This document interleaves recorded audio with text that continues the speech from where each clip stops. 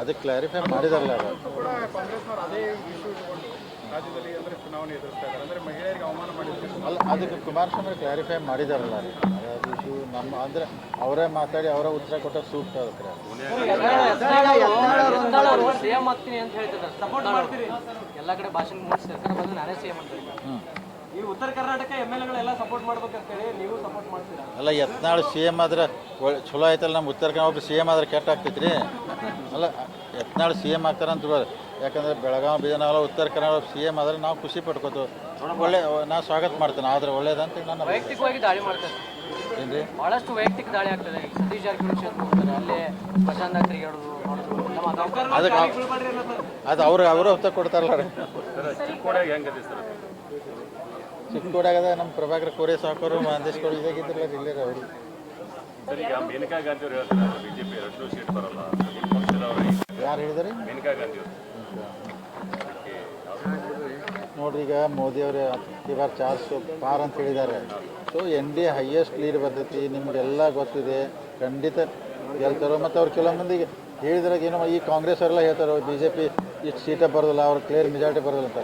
Clear majority ಬಂದಂತಾರೆ June 4ಕ್ಕೆ ನಾವು ನೀವು ಕೂಡನ್ರಿ ಅವಾಗ ಗೊತ್ತಾಗ್ತದೆ. ಆಗ್ಲೈತೆ ಬೈಕೆ ನಮ್ಮದು ಚಲೋ ಆಗ್ತದೆ. ಒಬ್ಬರು ಈ ಬೆಳಗಾವಿ ಪಾರ್ಲಿಮೆಂಟ್ಗೆ ಸುರೇಶ್ ಅಂಗಡಿ ಅವರು MP ಆಗಿ ಮಿನಿಸ್ಟರ್ ಆದಂಥವ್ರು ಎಷ್ಟು ಕೆಲಸ ಅದು. ಏನೋ ದೇವ್ರದಿಂದ ಜಗದೀಶ್ ಶೆಟ್ಟರ್ ಗೆದ್ದು ಪಾರ್ಲಿಮೆಂಟ್ಗೆ ಹೋಗಿ ಮಿನಿಸ್ಟರ್ ಆದರೆ ನಮ್ಮ ಕ್ಷೇತ್ರಕ್ಕೆ ಇನ್ನೂ ಒಳ್ಳೇದಾಗ್ತದೆ. ಬೆಳಗಾವಿ ಸ್ವಾಭಿಮಾನದ ಪ್ರಶ್ನೆ ಇದ್ದಿದ್ದು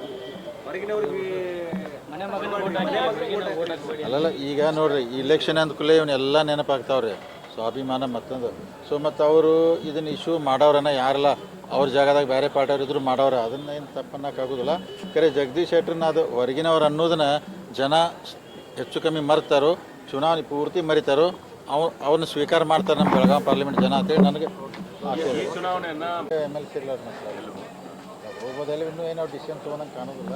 ಅದಕ್ಕೋಸ್ಕರ ನಿಮಗೆಲ್ಲ ಜೂನ್ 4ಕ್ಕೆ ಅವ್ರೇನು ಹೇಳ್ತಾ ಇದಾರಲ್ಲ, NDA 370 ಮ್ಯಾಗತ್ತೆ ಆರಾಮಾಗಿ ಬರ್ತಾವೆ, ಮೋದಿಯವ್ರು ಪ್ರೈಮ್ ಮಿನಿಸ್ಟರ್ ಆಗ್ತಾರೋ, ಕಾಂಗ್ರೆಸ್ ದೇಶದಲ್ಲಿ ಡಿಫ್ರೆಂಟ್ ಆಗಿ. ಯಾಕಂದ್ರೆ ನೀವು ಎಲ್ಲ ಬೇಸ್ ಅವ್ರು ಕಳ್ಕೊತಿದ್ದಾರೆ, ನೀವೇ ನೋಡ್ತಾ ಇದ್ದಾರೆ. ಕರ್ನಾಟಕ ತೆಲಂಗಾಣ 2 ಬಿಟ್ಟರೆ ಎಲ್ಲೂ ಬೇಸಿಲ್ಲ ಅವ್ರಿಗೆ.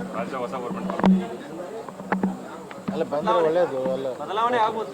ಅಲ್ಲಲ್ಲ, ನಾ ಏನಿಲ್ಲ, ಜಾಸ್ತಿ ಸೀಟ್ ಏನೋ ಬಂದ್ರೆ MLAಗಳು ಅತಂತ್ರ ಆಗೋ ಪರಿಸ್ಥಿತಿ ಬರ್ಬೋದಂತ ಹಂಗೆ ಅನಿಸ್ತೈತೆ ರೀ. ನಾವು ಅವ್ರ ಮೈಂಡ್ ಒಳಗೆ ಏನಿದೆ ನೋಡ್ಬೇಕಲ್ಲ. DK ಶಿವಕುಮಾರ್ ಹೇಳ್ತಾ ಇದ್ದಾರೆ, ನಾನು ಒಕ್ಕಲಿಗರ ಸಮುದಾಯದಲ್ಲಿ ಸಮಾವೇಶದಲ್ಲಿ ಮುಂದಿನ ದಿನಗಳಲ್ಲಿ ಒಳ್ಳೆ ಭವಿಷ್ಯ ಇದೆ ಅಂತ ಹೇಳಿ ಬದಲಾವಣೆ ಅವರೇ ಮಾತಾಡ್ತಾ ಇದ್ದಾರೆ, CM ಆಗ್ತೀನಿ. ಈಗ ಅವ್ರ ವಿಷಯ ನಾ ಏನು ಹೇಳಿ ನೀವು ಅವ್ರಿಗೆ ಕೇಳಿಬಿಡಲ್ಲ ರೀ. CM ಈಗ DK ಶಿವಕುಮಾರ್ ಅವ್ರು ಅಲ್ಲಿ ಹೇಳಿದ್ದು, ಈಗ ನಾ ಏನು ಬದಲಾವಣೆಗಳು ಅವ್ರ ಕಡೆ ಅಂದ್ರೆ ಈಗ ನೋಡ್ರಿ, ಅವ್ರು ಓಟ್ ತೊಗೊಳಕ್ಕೆ ಅಲ್ಲ, ಓಟ್ ತೊಗೊಳಕ್ಕೆ ಅವರು ಮಾಡವ್ರಿ, ಕುಮಾರಸ್ವಾಮಿ ಅವ್ರು ಮಾಡವ್ರಿ. ಇವೆಲ್ಲ ಪಾಲಿಟಿಕ್ಸ್ ಏನು ಮಾಡೋಕ್ಕಾಗೋದಿಲ್ಲ ರೀ.